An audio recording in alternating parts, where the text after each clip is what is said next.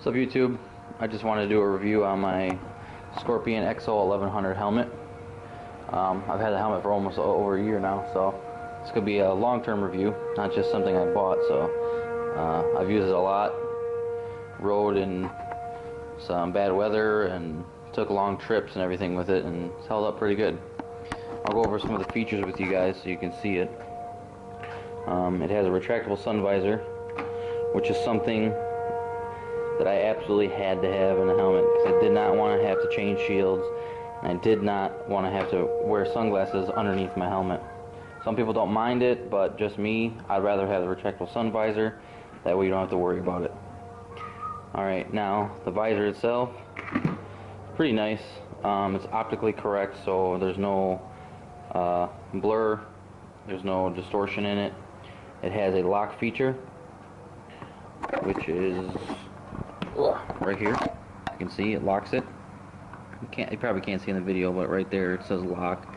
The middle one is just allows it to move freely, and if you go to open, it actually pops the visor open just a small amount, and I use that feature all the time. It works perfect for hot days, and it works perfect for when your visor is fogging up. I truthfully don't even use any of the vents, the chin vent and the brow vent and the two, I don't even use those. You open this up and the air just comes, comes right in, cools you right down, gets rid of the fogging. Now the visor itself, which is nice, has it's like spring loaded. You can see here, when it goes down that last click, pulls it in. It's really nice. Gives you that nice tight seal on the gasket. Gasket around the face shield, so it keeps a lot of wind out and whatnot. Like I said, I don't use these much. They do work. I noticed the helmet is considerably louder though when you have them open, which I don't really like. But I mean, they do work for a hot day if you're just cruising around town. On the interstate, you don't really have to worry too much about getting too hot. You have a lot of wind flowing anyways. But yeah, they do work. This is the Scorpion Street Demon graphic, and then it has here your exhaust vent. I always leave that open. I threw my Warhawk on there. A lot of people don't like those, but whatever, I do, so I don't really care. Now for the inside,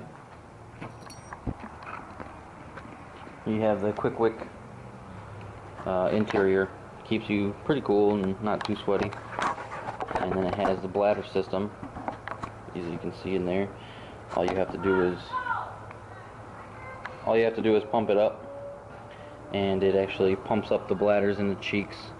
It's nice because after your helmet breaks in, it usually loosens up a little bit. And yeah, after that happens, your helmet gets a little loose, which kind of bothered me.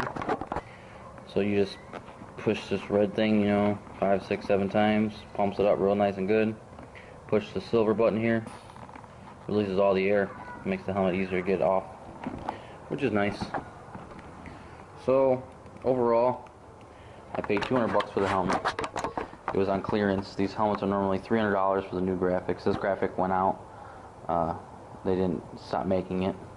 So I picked it up for $200. For $200, I don't think you're going to get anything better than this. I mean, this helmet's great.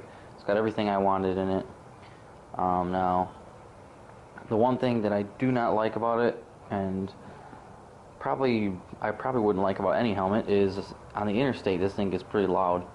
I know most helmets do get relatively loud and you have to wear earplugs, but I mean, I want something that you don't have to wear earplugs, that you can just cruise and not have to worry about the helmet being loud. The only thing I've seen that's really rated on how quiet is Schuberth helmets, which are $700.